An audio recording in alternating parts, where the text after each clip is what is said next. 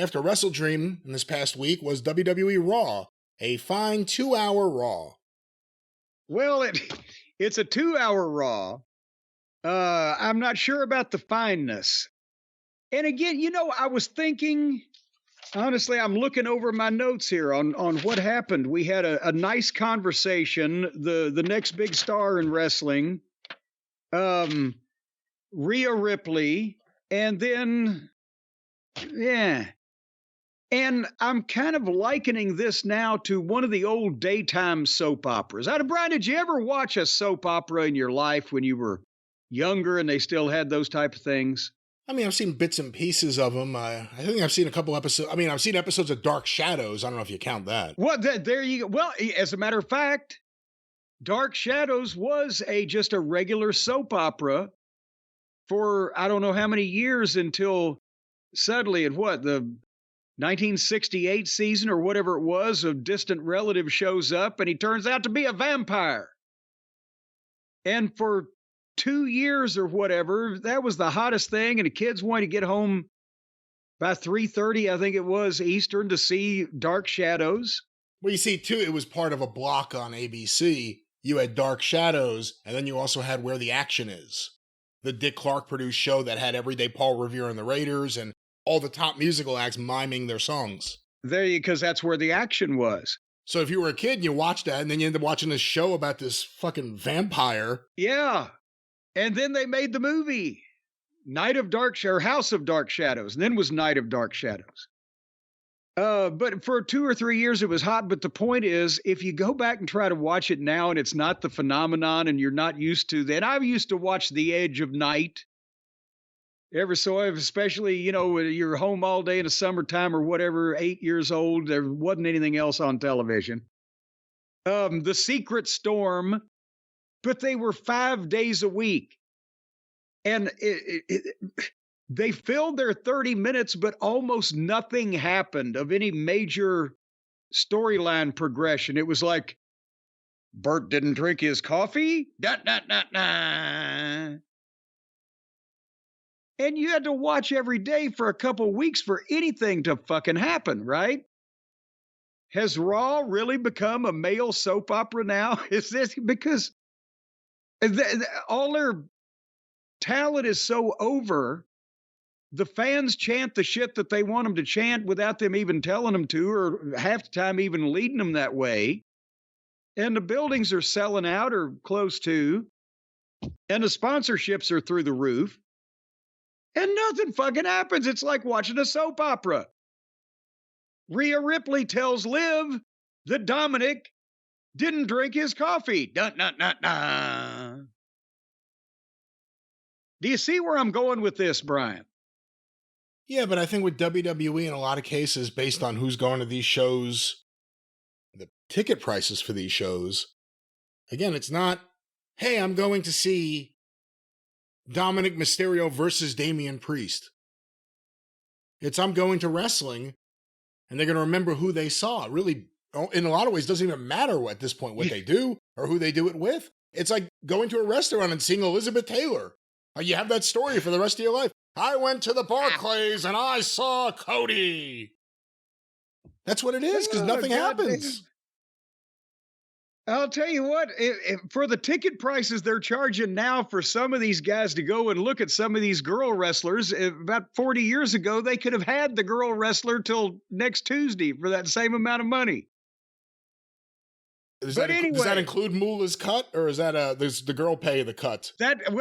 She could have been going into business for herself and cutting Moolah out. But even with Moolah, she's an outlaw. I understand. Yeah. But anyway, Raw on October 14th. Raw rolls on, yes. Raw rolls on. Began with Rhea Ripley coming to the ring to talk about Liv and Raquel, and she wants the belt back, and she's great. But all any of them have to do, they come out, big entrance. They briefly mention the name of the people they're talking about, and they call them out there, and then music plays, and people are happy with it. But this time, she called out Liv and Raquel, and Tiffy's music played, and she came out. And she opened her mouth and it sounded like somebody stepping on a cat's tail. And Rhea didn't have time for Tiffy because she wanted Liv and Raquel, and they argued until Liv and Raquel attacked both of them. And I think that there's plenty of potential in Raquel. God damn it, they changed her name a while back, and then she's been gone. Did they change it from Rodriguez to Gonzalez or from Gonzalez to Rodriguez? I think they made it Rodriguez. Okay. Well, anyway, she's got potential. She's got size. She's got an intimidating look. I'm not sure her current ring attire is flattering, especially because to me it accentuates. You don't have to say it. I think we all understand. We all agree. And just that. You know, she used to focus on her back. She used to show you her back. Yes, if she ever gets thrown into the bay, she needs a life preserver because she's got no buoyancy.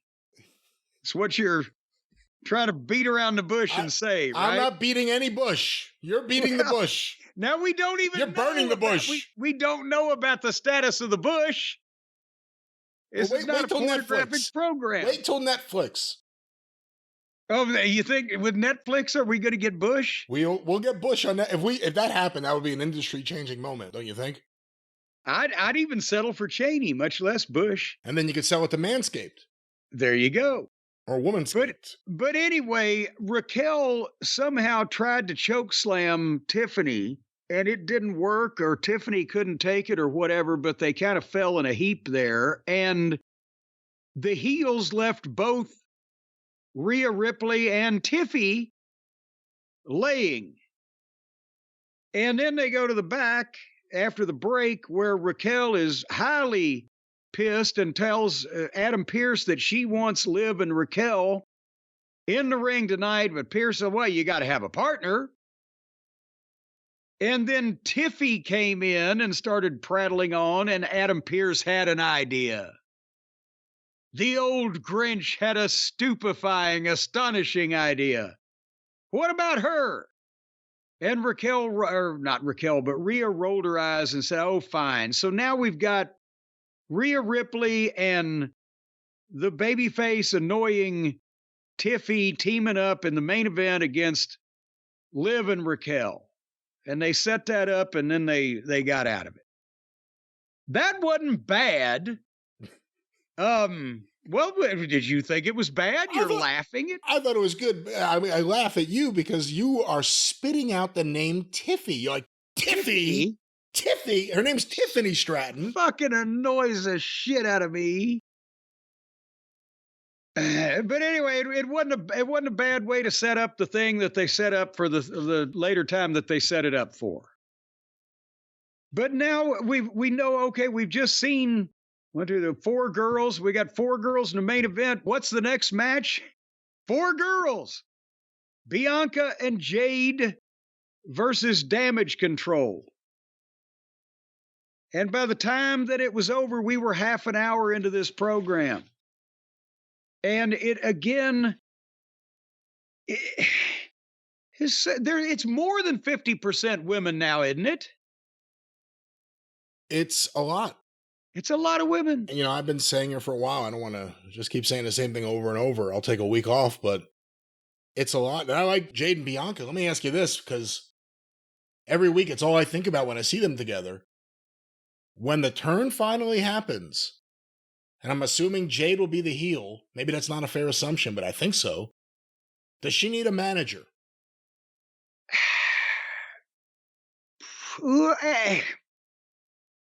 I don't know who. I wouldn't say yes and I wouldn't say no, but I don't know who it would be that would fit. But I think she needs somebody with her to do a little speaking, or to be a flunky, or to her just there on her own at this stage right now. Yeah, I don't know. Raw rolls on. And they had a Bron Breakker package that, again, he can fucking talk.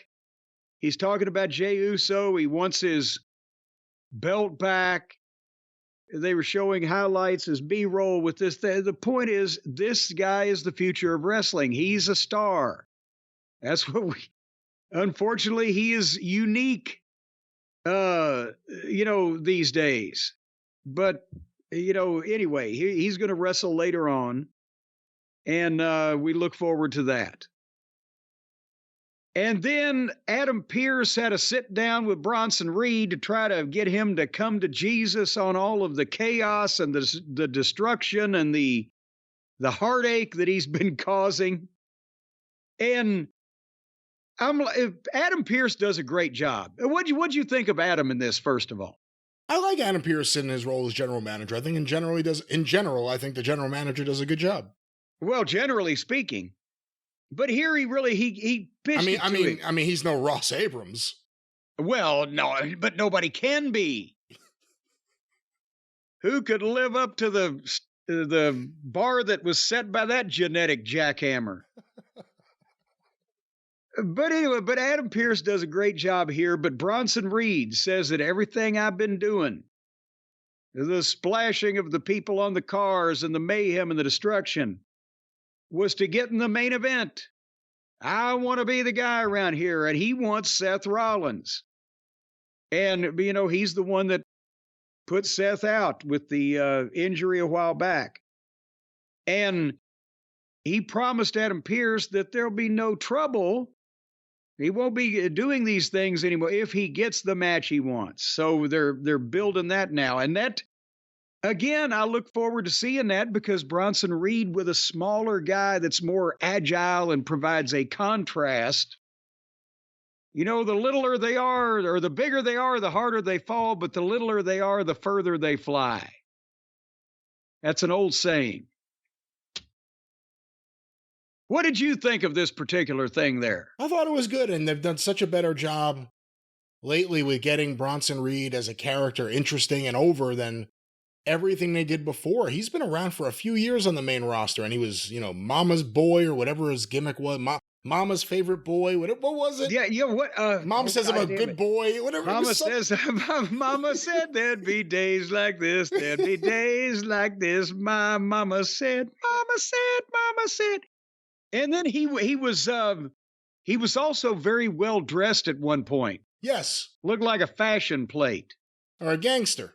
Mr. Nice Guy. Mr. Nice Guy. Mama said he was a nice guy. Yeah, whatever Jesus Christ. So they've got it. And I get Triple H probably always had it, but we needed the stench of the rotted, addled brain of Vince to fully leave the building. Really makes you wonder about the years of frustration for Triple H. Like you and OVW, I'm sure you are the one person who could relate. You develop people, you believe in them, you think they're ready. In your case, a lot of times they weren't ready. You think they're ready, and they get called up and misused from the jump, and it never recovers. And that happens so many times with guys from NXT, so many times from OVW. You can understand them, sure. I'm sure you can relate. Well, and then later on, I'll skip over this because it happened later, but Seth came out, or didn't come out, but Seth just told Pearce that he wants Bronson Reed too, and it's going to be no trouble to set that up. So I assume we've got Survivor Series coming up, but we got to get by Crown Jewel. But are they going to... Is that a place for feuds, or is that a place for, let's do big matches? Well, that's what I was saying. They're going to do the champion versus champion gimmick. And so are they going to give Saudi Arabia all these big matches with Survivor Series so close? Maybe that's why they're doing champion versus champion, so they could tell Mahala Akbar bin Salamander that, we've got the biggest match possible, champion versus champion, when we know the people want to see other matches more than that. So who knows, but it's coming up soon. I'm interested. You know what? I can't think of a Rollins match recently I was more interested in seeing than this one. They've actually done a good job of building it up. And building him up, Bronson Reed specifically. Yeah, and hopefully in the next couple of weeks they won't tear it down. And then we got the Vikings against Otis and Tozawa. And the Vikings are not the Vikings anymore. They have moved from Norway, and now they are the War Raiders. And remember what I said, that I actually managed these guys on an independent show back in like probably 2016-ish or whatever, and they were War Machine, and boy, they were impressive, and they could move around, and they did all this great shit. And then I saw them up there, I'm like, what the fuck? And then this Viking thing has been, well, now instead of the Viking Raiders or War Machine, they are the War Raiders. And they're not dressing up like stereotypical Vikings and painted faces and all that shit anymore. I bet you that they got complaints from the Anti-Viking Defamation Society. Because, I mean, those people are poorly represented as it is. Well, this goes to our prior conversation. In NXT, they were the War Raiders. So when Triple H had them, and when Triple H was using them well, they were the War Raiders, and then Vince brought them up. Remember, at first they were the Viking Experience. Yes, that's right. And then someone must have pointed out, what the fuck? What the fuck is a Viking Experience? We're going to put you on a fucking old boat and run you through with a sword? So they got changed from the Viking Experience to the Viking Raiders, I guess. Maybe he thought he could have a fucking amusement park ride. Again, some of the ideas of old man Vince in the last several years were astounding, but it is a Triple H NXT name for the tag team. So they're reverting back to, they're doing the Bobby Ewing thing. The last several years have not happened. It was all a dream. Well, they look a lot better and they won quick. So they got that going for them. And then at 9 o'clock, the 9 o'clock hour, we got the American Nightmare, Cody Rhodes, in the ring. And since they were in St. Louis, he got to name drop Sam Muchnick in the Kiel Auditorium and Wrestling at the Chase, etc. He said, I'm a traditionalist. But recent history, St. Louis was where the fans first started chanting, "We want Cody." And of course, that got, the people to chant, "We want Cody," or Cody, or whatever.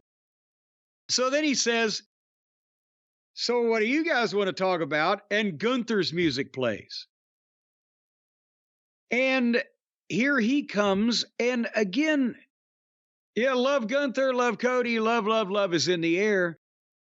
But they've got to do this because they're not building Survivor Series. They're having to build. They're under the burdensome chore of having to promote this show they're getting paid $50 million for before they ever do a goddamn other thing. But they got to do the champion versus champion thing, and they've just had Owens beat the shit out of Cody. They can't have Gunther coming out and beat the shit out of Cody, and who knows what Cody at Survivor Series could.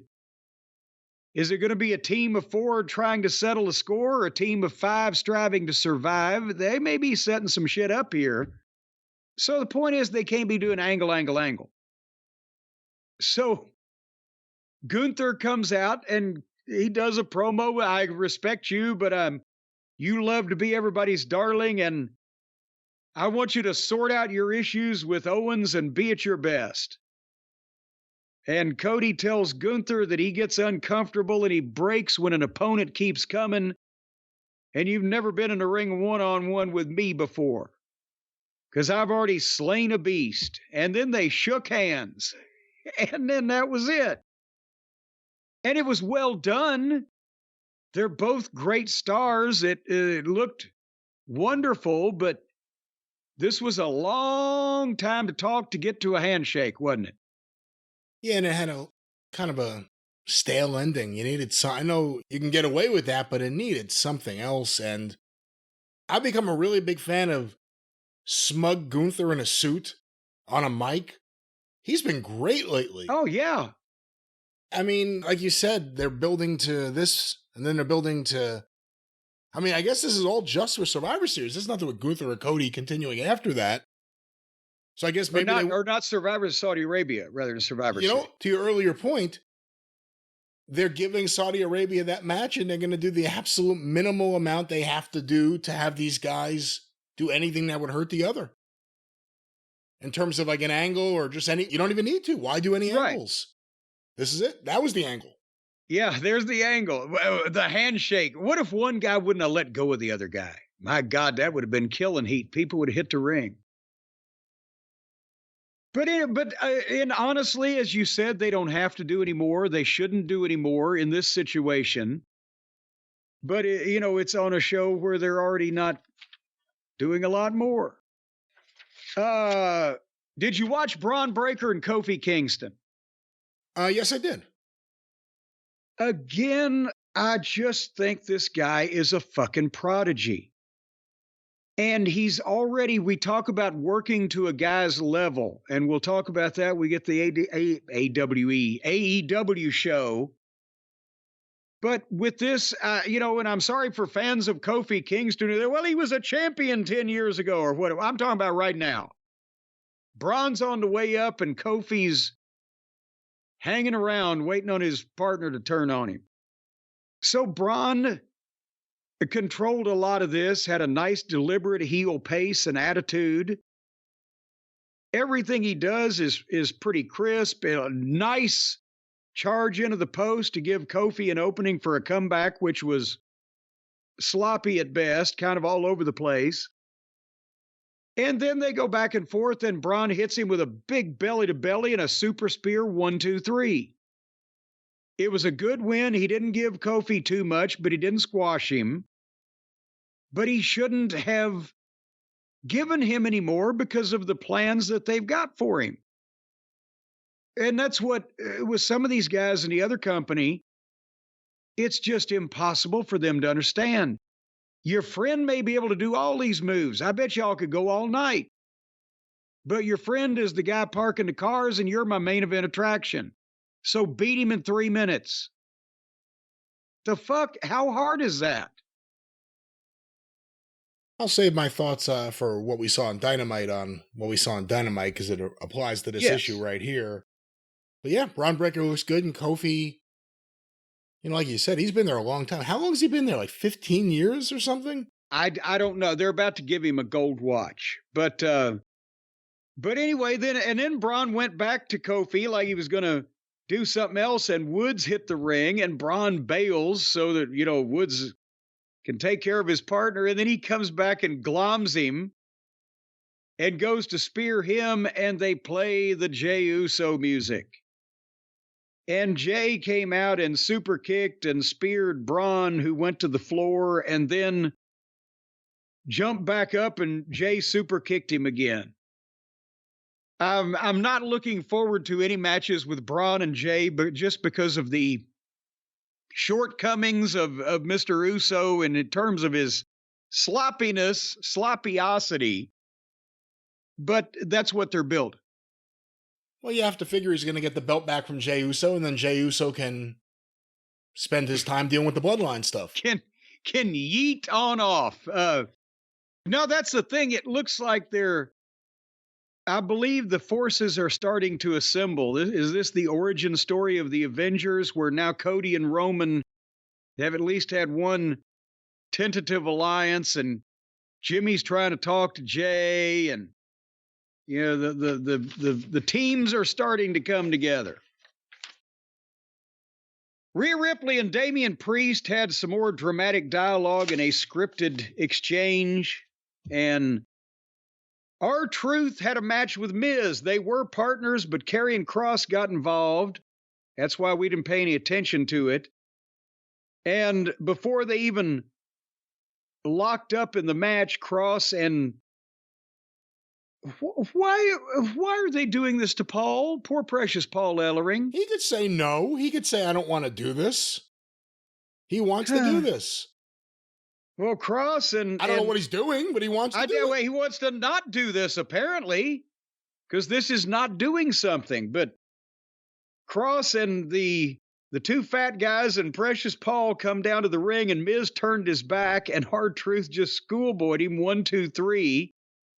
and then hugged the Miz and hugged the referee and jumped out on the floor and fist bumped the heels. And then Kross told the fucking fat guys to get him, and they grabbed him and threw him in the ring, and Miz gave him the face buster. So now Miz has gone from being a superstar to joining this sideshow group. He's been there anyway. He's been there a long time too. And it seems even longer, doesn't it? How long do frogs live? What is the lifespan of a frog? You in this thing about him being a frog, I guess, is he going to become like a demonic version of himself? Well, they're not really demonic. They're kind of like biker, but they don't have bikes. They're not really bikers. They're, they have fat that he needs to gain weight. Do they have mystical powers, Kross's group, or are they wear black? They're wearing black and being spooky. And Scarlett wasn't with them, was she, when they came out? Oh, she may have been. I don't know. See, that's the bad thing. They're so boring, we don't notice her. They used to have smoke, right? Didn't they used to have smoke everywhere? I think they started testing for that again. Oh. But anyway, and then and Jimmy was in the back looking for Jay, and he found him, and he said, "Just listen to me." And Jay said, "Get out of my face and get off of my cloud," and off he went. And then we got the main event. Rhea and Tiffy versus Liv and Raquel. And they rang the bell. They had 11 minutes on the air, and there was a commercial break in that. So they didn't drag this out or anything. But basically, I think they're setting up some kind of Survivor Series business with the females also, because there's multiple baby faces and heels mad at each other in this thing, where finally the finish of the match, Rhea and Raquel finally got in a fight, but Tiffy missed a moonsault, and the refrigerator, Nia Jax, came down and nailed Ripley and got the disqualification in. But then, as the fridge went to Tiffany to help her, Rhea came back in and went for a slam on the fridge, but Liv clipped Rhea's leg so that the fridge fell on Rhea. And then Fridge grabbed Liv and headbutted her and leg dropped her and bonsai'd her. And then told Tiffany to cash in her briefcase on Liv, who's another heel. And she grabbed the case, but there was Dominic to pull Liv out of the fucking ring before she could be cashed in on. These women can never get along. So are we setting up some kind of multiple person fucking round robin fiasco to go on here also? I don't know about that. They're setting up Nia versus Liv for Saudi Arabia. In the middle of all the Liv and Rhea stuff, they have to somehow get Nia mixed in just because of Saudi Arabia. But we've also got Tiffany. She's Nia's pet on SmackDown. And we also got Raquel. She's Liv's muscle. Yeah, and the love muscle. And I don't know what the hell that means. But anyway, I think we ought to just put them all in the ring and give them all a big bat with spikes like Ox Baker had in Escape from New York, and let them sort it out. And that was Raw. It certainly was. That was Raw. Jim, did you place any bets on Raw? Did you make any wagers about how many segments there would be with women's wrestling on Raw this week? Well, I did not, because I was afraid to find out the answer. But you know what I found out? I'll tell you, I was watching the news. The NBA, have you heard of them? Of course.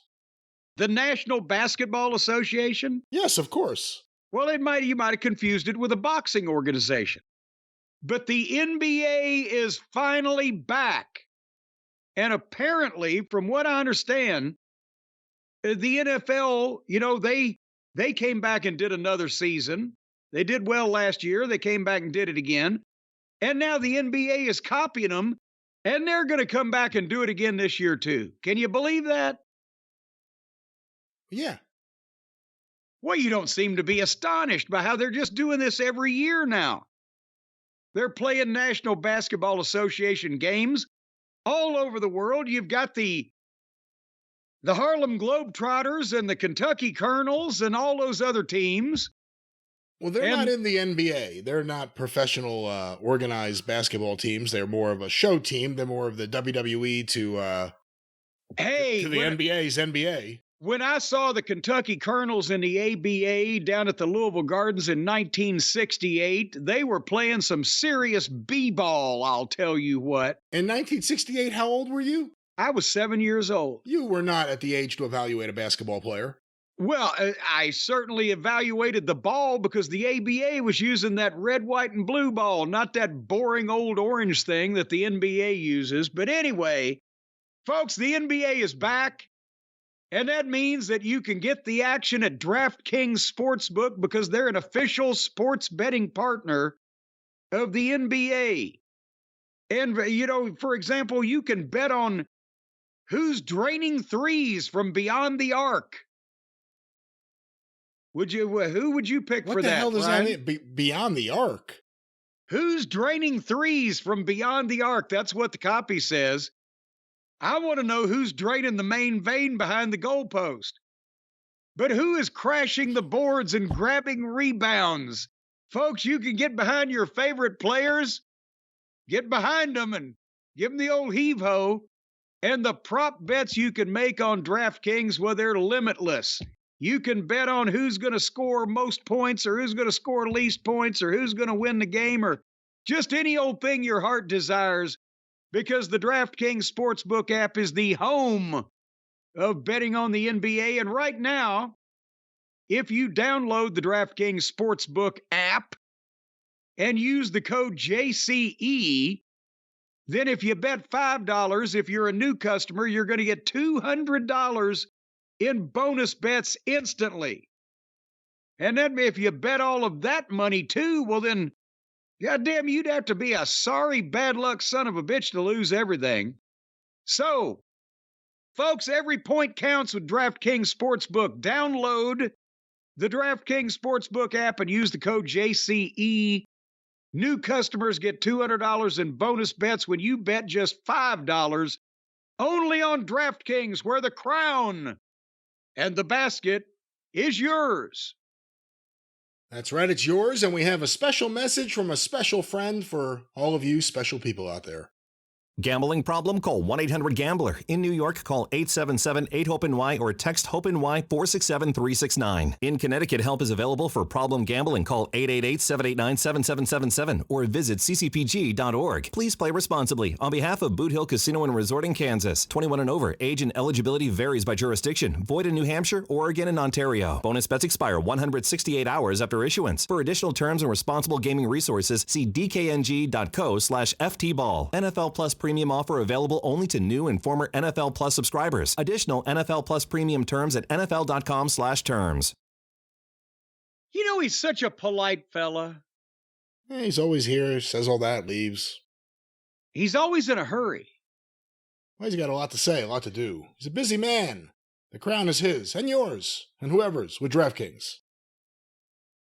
Ain't that right, Jim? That's right. That's right. Well, why don't we move That's across? a deep subject, as Mama Cornette used to say.